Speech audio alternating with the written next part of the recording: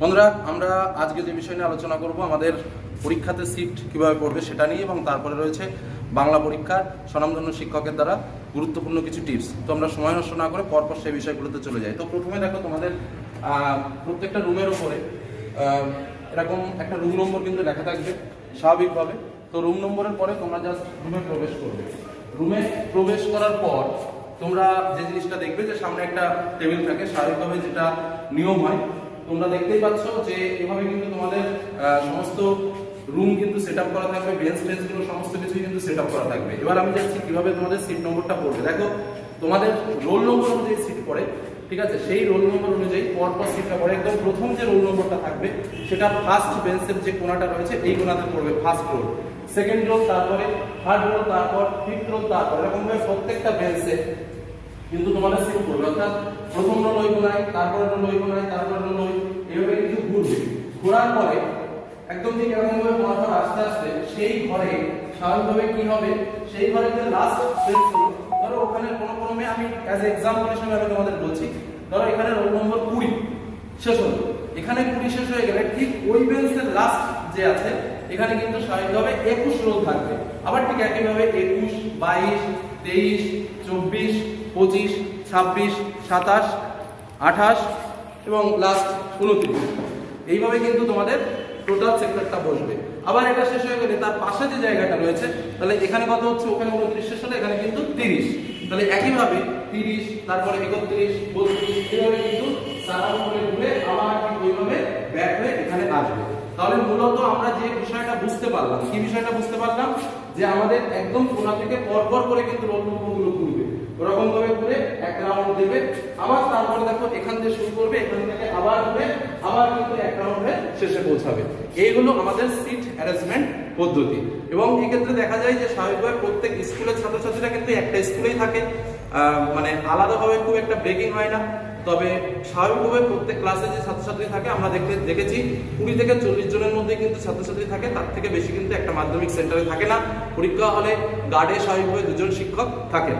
তো এই হলো আমাদের পরীক্ষা সিট সংক্রান্ত গুরুত্বপূর্ণ তথ্য। এরপরে আমরা চলে যাব সেই গুরুত্বপূর্ণ আলোচনায়, যে আলোচনার মধ্যে বাংলা পরীক্ষাটা আমরা কিভাবে দেবো সেটাও একটু জেনে নেব। চলো, আজ আমাদের সঙ্গে রয়েছেন বাংলার শিক্ষক আরিফুল স্যার। তো তাকে অসংখ্য ধন্যবাদ। তোমাদের জন্য কিছু গুরুত্বপূর্ণ কথা শেয়ার করার জন্যই তাকে নিয়ে আসা। এবং তার থেকে বড় কথা, তিনি একদিকে যেমন মাধ্যমিকের খাতা দেখেন, অন্যদিকে স্কুলের একজন স্বনামধন্য শিক্ষক, বাংলার শিক্ষক। তো তার মুখ থেকে শুনে নেব পরীক্ষা সম্পর্কে কিছু গুরুত্বপূর্ণ টিপস। তোমরা কিভাবে ভালো নম্বর পাবে, তোমরা কিভাবে মানে রেকর্ড মার্ক নিয়ে ভালো রেজাল্ট করতে পারো, সেই সম্পর্কে তিনি কিছু গুরুত্বপূর্ণ টিপস তোমাদের সামনে শেয়ার করছেন। স্যার, ধন্যবাদ সকল ছাত্রছাত্রীদের যারা 2023 মাধ্যমিক পরীক্ষার প্রস্তুতি নিয়ে একেবারেই শেষ দোরগোড়ায় চলে এসেছো।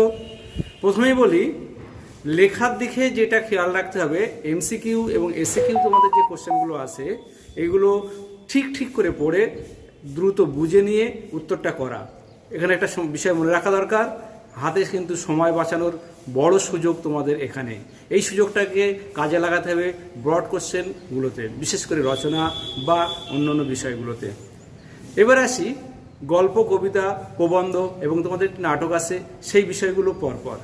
প্রথমে বলি গল্প এবং কবিতা। আমি আমার ছেলেদেরকে বলি, আমার উচিত, সবাইকে জানা উচিত, এটা এইভাবে করা উচিত। গল্পটাকে খুব খুঁটিয়ে পড়া, কবিতাটাকে পারলে মুখস্থ করা, সেইভাবে মুখস্থ করা যেন একটি লাইনের অংশ তোমাদের সামনে উঠে আসলে সরাসরি তোমাদের মনের ছবিতে ভেসে উঠবে তার আগের লাইন, তার পরের লাইন বা তার পরের অংশ। ঠিক তেমনি গল্পের ক্ষেত্রেও একটি লাইন বা একটি অংশ তোমরা পড়ার সঙ্গে সঙ্গেই বুঝে ফেলবে তার প্রেক্ষাপট, কে কাকে কখন কোন প্রসঙ্গে এই কথাগুলি বলেছিল বা এই অংশটি উত্থাপন করা হয়েছিল। এটা তোমরা ধরতে পারলেই সবচেয়ে সহজভাবে উত্তর করা সহজ হবে এবং নম্বর পাওয়াটাও ভালো হবে।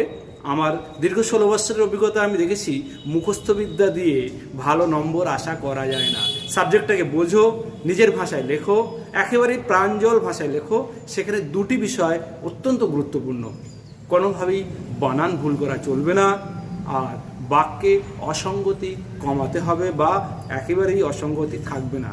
তার জন্য তোমরা ছোট্ট শব্দে ছোট্ট বাক্যে লিখতে পারো, মনের ভাষা পরিপূর্ণভাবে বলতে পারো। প্রয়োজনে দুটি একটি ভালো শব্দ চয়ন করে নিজের মধ্যেই গেঁথে দিতে পারো, নোটটা তাহলে আরও প্রাঞ্জল হয়ে উঠবে। এবারে বলি গ্রামারের অংশ। বাংলা ব্যাকরণে একটা বড় অংশ নম্বর আছে, সেই নম্বরটা কিন্তু আর এক বিন্দু মুখস্থ বিদ্যায় নেই, সেটা তোমার বোধের জায়গা। গ্রামারটাকে ভালো করে শিখলে, তারপরে কোশ্চেন পড়লে সেই অনুপাতে তোমরা কিন্তু সঠিক উত্তরটা করতে পারবে। এবার আসি অন্য প্রসঙ্গে, রচনা প্রবন্ধ। এটা একটা সৃজনশীল ব্যাপার। এখানেই দেখা হয় ছাত্রের আদর্শ রূপ, তার শৈলীটা কোথায় ফুটে উঠেছে, তার লেখার স্টাইলটা কতটা, সেটা এখানেই প্রমাণ হয়। এবং খুব ভালো নম্বর পাওয়ার জায়গাটা কিন্তু এই জায়গায় সেই কাজ করে। অবশ্যই আগের নম্বরগুলো তো পেতেই হবে, সেখানে তুমি পরিপূর্ণ নম্বর পাওয়ার পরেও রচনাটাকে ঠিক করে নামাতে পারো না। আসলে দেখার জায়গা যেটা থাকে সেটা এই রচনা বা প্রতিবেদন, এই টাইপের কিছু মাধ্যমিকের যে বিষয়গুলো আছে সেই অংশগুলো। তো সেইগুলোকেও তোমরা ভালোভাবে ফলো করবে, কোশ্চেন পড়বে, এবং সেক্ষেত্রে তোমাদের উচিত কিছু নমুনা কোশ্চেন মডেল কিছু পড়ে আসা এবং সেখান থেকেই করে ফেলা। আর কমন পেলে তো খুবই ভালো, নিজের মতন করে লিখতে পারবে। আশা করি তোমাদের মাধ্যমিক পরীক্ষা খুব ভালো হবে। হ্যাঁ, তোমরা বড় হও, অন্যান্য পরীক্ষার দিকে সাফল্যের দিকে আগাও। ধন্যবাদ। সংলাপ আর প্রতিবেদন নিয়ে যদি কোনো টিপস। একটা টপিক আমার বাদ চলে গেছে, সংলাপ আর প্রতিবেদন।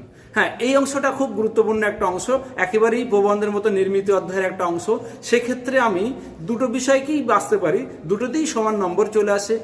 সংলাপও করতে পারো, প্রতিবেদনও করতে। সংলাপ বা প্রতিবেদন, আর একটা হচ্ছে কথোপকথন। তোমার সংলাপ আর প্রতিবেদন, সংলাপ আর প্রতিবেদন। সেই ক্ষেত্রে সংলাপ রচনা করাটা অনেক বেশি সহজ, এবং সেটা যদি ঠিক ঠিক প্রাঞ্জলভাবে আসে তাহলে নম্বরটা আমার মনে হয় বেশি ক্যারি করা যায়। হ্যাঁ, সেখানে ফুল নম্বর বা 95% নম্বরও স্যারেরা দিয়ে দিতে পারে।